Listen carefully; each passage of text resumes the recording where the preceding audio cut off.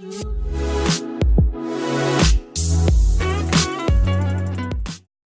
good. That's actually pretty straightforward, right? Yeah. Equal values method is you find one of the variables and you set it equal to each other. Yeah. That way you get rid of one of the values, Mm-hmm. okay? That's actually pretty, yeah, I like to think that one's actually probably the easiest way. Yeah. So like if I were to say any of these equations, I'm just going to copy one of them down. So x plus 2y is equal to, I said 7. 3x minus 2y is equal to negative 3. Okay, cool. So I'm actually going to show you with this one, we could actually do all three values, three methods. I'm going to show you all three methods, okay? So equal values, we want x is equal to x or y is equal to y. And then because this is one of the equations and this is one of the equations, right? This part is equal to this part, okay? So I could go here, if I'm going to move it over here, I'm going to say 2y is equal to 7 minus x, because if I subtract x here, I subtract x here, that's what that is, right? Yeah. Divide both by 2, and that's my y, okay? Then I have the other equation, I'll add that 2y over the other side, so it's 2y, I'll add the 3 over is equal to 3x plus 3. Divide both sides by the 2, that disappears, right? So then I can go and take both sides, and I can say 7 minus x over 2 is equal to 3x plus 3 over 2. Multiply 2 on both sides, this disappears, right? Then what I can do is move the x over. I can move the 3 over. Divide by 4, divide by 4, x is equal to 1. Right? Once I have x is equal to 1, I could plug it into here, plug it into here. Any of these values I could still use. So let's just put it in here. 1 plus 2y is equal to 7, right? Minus y, 2y is equal to 6, divide by 2, y is equal to 3. So you get the answers here. Okay? That's good. Now, I should have written up. Next, what we want to do would be substitution. Substitution is just like in any sport. What's a substitution? You swap something out for something else that replaces it, right? So what I could say here is that I could isolate this, I could isolate this, I could isolate this, or I could isolate that. Any of them. Doesn't matter. The easiest one is which one? The top one. Yeah, this x, right? He's by himself. So if I want to isolate him by himself, it becomes, right? Yeah. That gets subtracted over. Then what we have to do is we make sure we put it into the next equation. Don't put it back into the original equation because it'll just mess everything up or you'll get nothing, okay? But when you plug it into the second equation, you notice what and where it replaces. And I want you to keep this in mind. The thing that a lot of kids might mess up on here is that every time you replace that thing, it needs to fully take that spot, okay? So what I like to think of is these equations have these like little bubbles around them. And you got to make sure that the whole bubble replaces it. And in this situation, if this had like a square, that would mean that it would be on the outside of the parentheses afterwards, okay?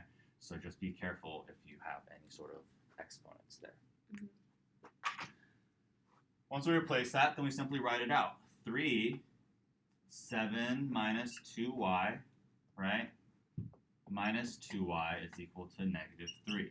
And we got to multiply this out. 21 negative 6y minus 2y is equal to negative 3. That's a negative 8y is equal, 21 minus 8y is negative 3. I don't like it being negative, so I usually move it to make it positive. 8y is equal to 24. Divide by 8. Y is equal to same thing. Okay? Yeah. Then I can go back and I can plug it into either of these equations to find the other one. If this is a 3, 7 minus a 6 gives me a 1. It checks out too. Okay? Then what's the last one? Elimination.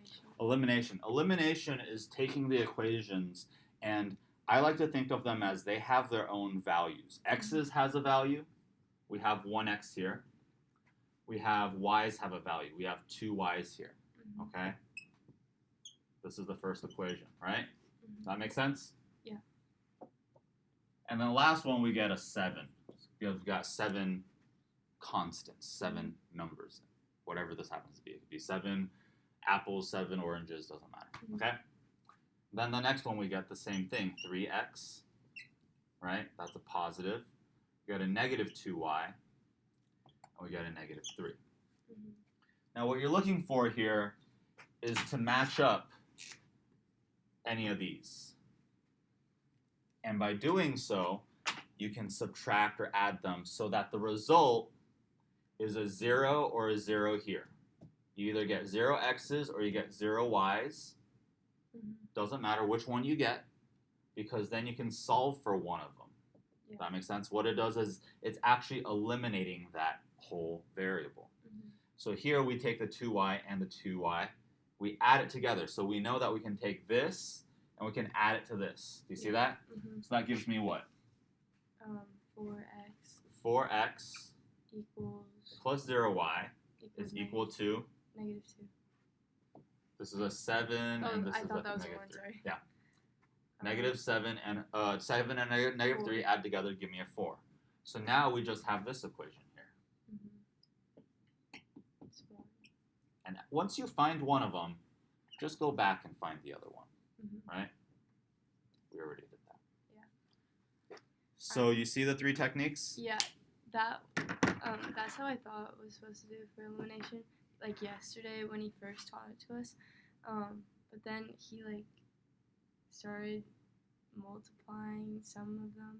Yes, I want to show you that. Let's say in this one, these two didn't match up so perfectly. Yeah. Okay? Then what we have to do is we want to find out what numbers we can multiply so something matches up. And in this situation, you might notice I could multiply this whole thing, this whole first equation, by 3, because a 3 would make this a 3x. Yeah. Then this would be a 6y, and this would be a 21. Do you see that? Wouldn't it have to be a negative? You could do that. You can make it a negative, so it'd be, I'll give you both ways, okay? Let's do it over here. Because you are correct. You could do it negative, but I want to make sure that you understand what the results of both of them would be. So if I made it negative or I kept it positive, okay? So I'm going to do the positive one since I already wrote it out here. If I multiplied by the positive 3, I end up with, on the first row, I get a 3x, a 6y, and a 21. I get a 3x, a negative 2y, and then a negative 3, right? So in this situation, if these are both positive, we can take the whole thing and make that negative. So it is like multiplying it by a negative number. I could do it to this one, or I could do it to this one. So A would be to the bottom one. I'm going to show you B for the top one, okay? So this is just the same way as doing the negative.